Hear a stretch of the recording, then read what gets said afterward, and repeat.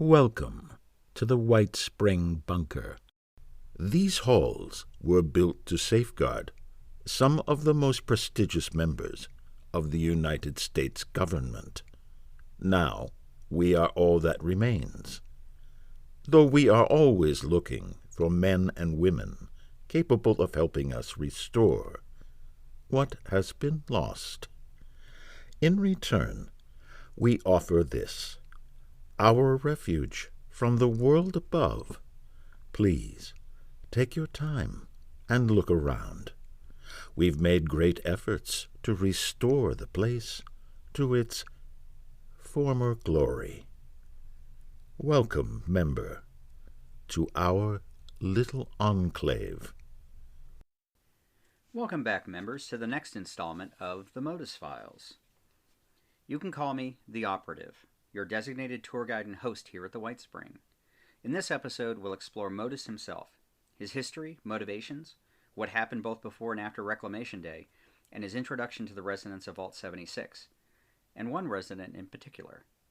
As some of our new members may not be aware, MODUS stands for Multi-Operations, Directions, and Utility System. It's the custom-built AI that currently maintains the White Spring Bunker Complex. In the past, MODUS was connected to U.S. military and enclave facilities around the globe. But after the Great War, those connections were severed, leaving MODUS and the Appalachian Enclave isolated from the rest of the organization, including the Poseidon Oil Rig, Raven Rock, the Chicago Outpost, and Wright-Patterson Air Force Base. Despite these limitations, MODUS still controls significant robotic assets, including military-grade handybots and assaultrons. He also possesses the last functioning production facilities in the region, with the ability to craft high-tech weapons, ammunition, and most importantly to our enclave, experimental power armor. When incoming nuclear missiles were detected by the United States Early Warning Radar Network, MODUS was fully activated and, in concert with the bunker's staff, prepared for the arrival of their intended guests. Per the pre-war plans, the arriving members of Congress were segregated from the designated enclave personnel and terminated, while the remaining members took command of the bunker complex. In the immediate aftermath of the Great War, then Secretary of Agriculture Thomas Eckhart, who was the highest-ranking surviving executive branch member available, took control of MODUS. After an interesting election process, Thomas Eckhart became the president, as recognized by the Enclave in White Spring, and soon embarked on a campaign to also gain control of the local missile silos, to resume the war against China and strike the final death blow against communism. Unfortunately, MODUS did not have direct control of these silos, as he viewed it as a mistake that the military didn't fully integrate them into his systems.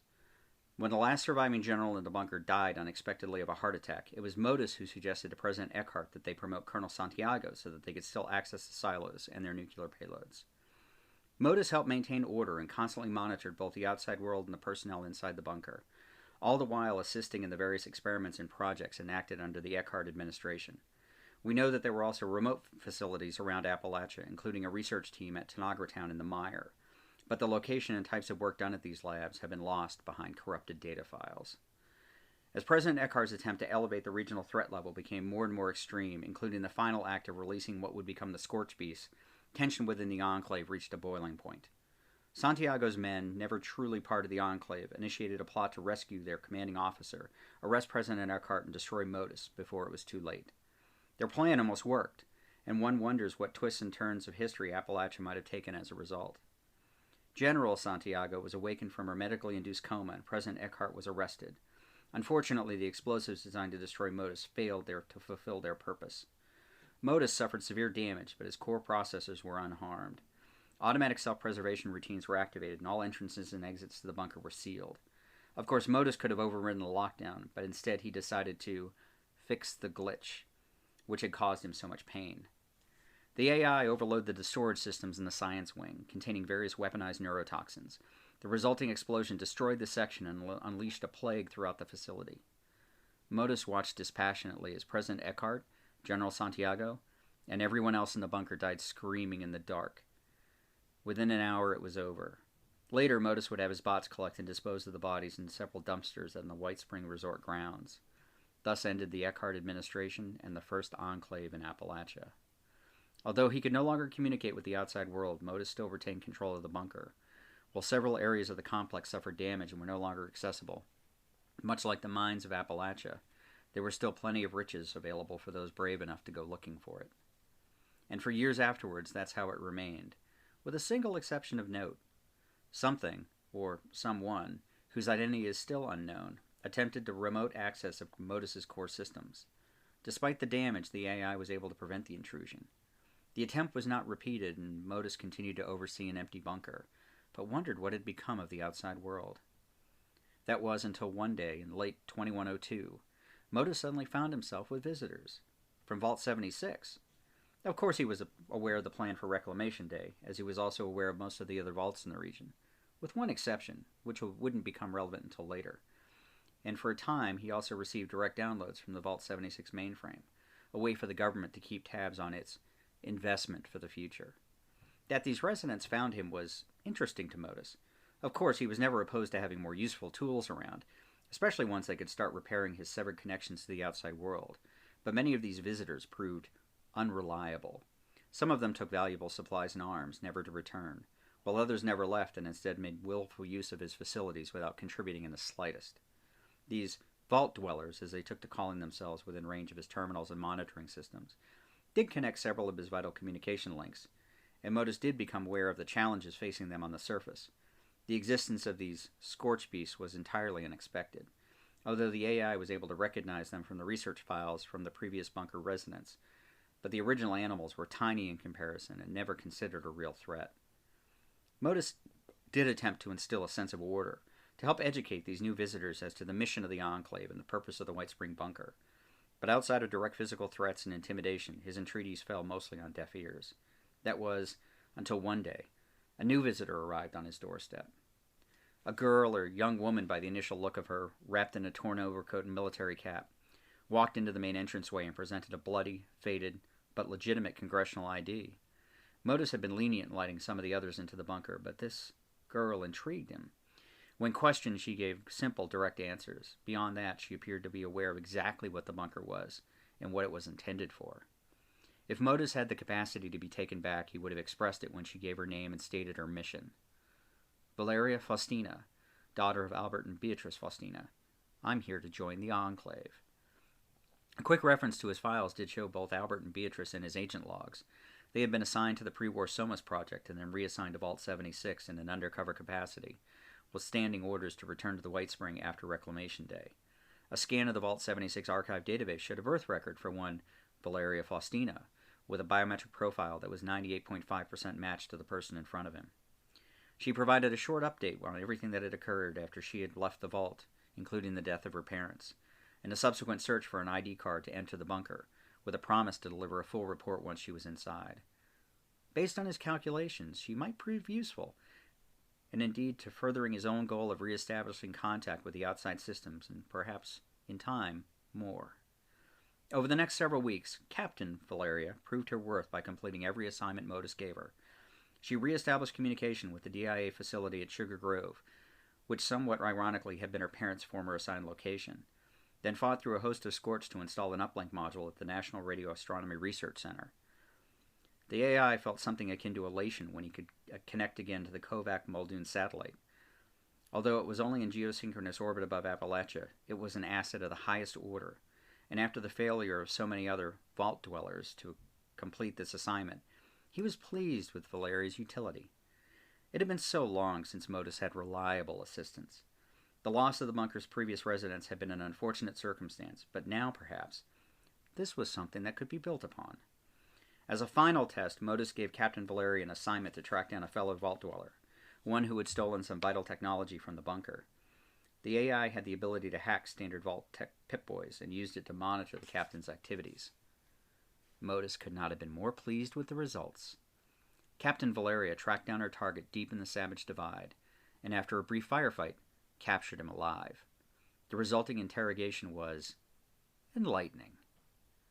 Even while the captain was extracting the subject's teeth with a pair of pliers, her heart rate never rose beyond its resting average. Once the subject had regained consciousness and provided the location of the stolen item, Captain Valeria, without hesitation, placed her 10mm pistol against the subject's head and terminated him. The captain's parents had been efficient handlers during their time at the SOMAS project, and certainly had passed those skills on to their child. This, MODUS calculated, was an asset he could work with. Throughout this series, we'll examine the relationship that develops between Modus and Valeria, and also Modus's view on the new enclave that is rising out of the ashes of the old. Modus is a tool. He was designed originally as a mechanism to run the bunker, to respond to the needs and the desires of the enclave. Now he's on his own, has been on his own for quite some time. He's also suffered significant damage, which hasn't been fully repaired.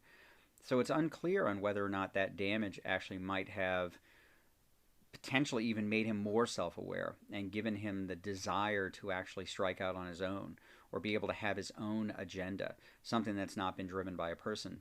Where he finds the gap in his capabilities is obviously not having people to be able to connect him to his outside resources, not being able to contact the rest of the enclave and let them know that he still exists, or even to the Kovac Muldoon satellite. Of course, we repair that for him so that he does now have access to something that gives him eyes on all of Appalachia. In looking and building a new enclave, you're going to have this inbred conflict between Modus's agenda and what the people in this new enclave want to accomplish themselves. Now, at least at the beginning, you have Valeria as a character who comes in dedicated to the enclave cause, wanting to help rebuild in the image of the old. Therefore, her goals and Modus's goals are very closely aligned. He wants to help her because he sees that she has innate leadership abilities. She wants to create structure. She wants these new Vault 76 residents that have taken up residence actually in the Enclave bunker to become the new Enclave, and supporting that and wanting to provide resources. Again, aligns very much with Modus's goal of wanting to also establish more control. So if you look at the missions that Modus assigns us in the game, we have orbital strikes to eliminate pests and really threats that he has identified, and also to establish robotic patrols. These patrols are now his eyes and ears above ground, allowing him to get more information and start planning. Well, what is he planning? Well, we don't quite know yet, but we do know that he's going to continue to support the rebuilding of this enclave. He wants more tools, and there's no better tool than a person. Robots that he has access to, the Assaultrons, the Protectrons, even the Handybots, are not nearly as effective as what people can do out in the field. He has other research sites across the area that he's lost access to. What was going on in Tanagra Town? We'll find out later on in the next DLC that there may be some other Enclave research facilities that he may want to have access to, technology that's going to help him. So we're going to continue to examine this relationship, and I think through this we'll understand, is Modus truly a force for good? Is he a force for evil? Is he really out for his own purposes? Is there a way for him to become, I think, a linchpin for rebuilding the region? Or does he become an existential threat that needs to be dealt with? Obviously we have a lot of different factions. I think this Enclave is going to continue to use Modus, and Modus will continue to use them, and we'll really see where this goes. Modus obviously is going to be continuing to monitor everyone via his technology that he's gotten from Robco. He has the ability to hack Pip-Boys. So one of the things that we'll see through future episodes is Modus actually being able to overhear conversations that are going on and be able to track operatives. And in some cases actually being able to gain access to some of the other factions and information that our characters themselves don't have. So it's going to be very interesting to build Modus out as a separate character and see if he does become someone who has a personality that we can continue to build on, and see the interactions between the various characters. White Spring itself is obviously a huge asset. And again, I'll reiterate, it is the only intact production facilities in the entire region. People can make pipe weapons, they can repair weapons and armor, but when it comes to actually building new suits of power armor, right now Modus is the only one that can do that. So again, a very significant asset for our new Enclave. So again, that will be very interesting for us to continue to examine over time and really build, I think, a very compelling story around that. I think that other people will view Modus as really evil. He did, in their minds, murder the previous Enclave. I'll point out that he was attacked first. Certainly he was following President Eckhart's orders. A lot of the experiments that went on would not be considered morally correct. He was experimenting on his own men. He unleashed the Liberator bots, he unleashed the super mutants, and then of course finally the Scorched Plague and the Scorch Beast, completely unintentionally, just because he wanted to gain control of the missile silos. Modus can now look at that and see that there's a lot of messes that he needs to clean up as well. So that is something that I think, again, aligns with the view of, say, a Valeria who wants to establish order. Can't do that while there are super mutants running around. Can't do that while the Scorch Beasts are around. So again, you'll see this alignment. But there may be some things coming up in the future that don't align. And Valeria will be very much aware of exactly what happened in the bunker complex before. And you can be certain that she may take steps to make sure that MODUS does not have access to ways to be able to kill them. Though, of course, he does have access to the robots, so that's always going to be a bit of a problem. But, again, looking at how this new enclave is going to develop, it is access to just a wonderful complex at White Spring. Lots of weapons, lots of armor, and, we're going to be able to start building from that. So would appreciate or love to hear anybody else's feedback on what they think of MODUS. Is he or could he be a force for good? How could he be manipulating people? What could be his ultimate goal?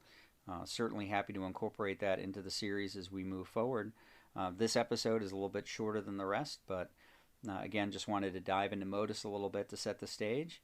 And thank you. Thank you again, members, for joining us here on the MODUS Files. If you've enjoyed this content, please subscribe, and you can look forward to new episodes each week detailing the history and characters of the new enclave in Appalachia. I'd also like to thank Nate Jones, our esteemed voice of MODUS, the Fallout 76 Writers Guild on the Apocalyptic Aristocracy Discord, and our favorite character artist, Jeremiah Johnson. He's responsible for some incredible Enclave creations, and I encourage you to check out his artwork and become a patron on his Patreon page, www.patreon.com/callme_nobody, NOBODI. Again, that's www.patreon.com/callme_NOBODI. Stay a while, members. There's so much more to come. Members, we look forward to your next visit to our little enclave.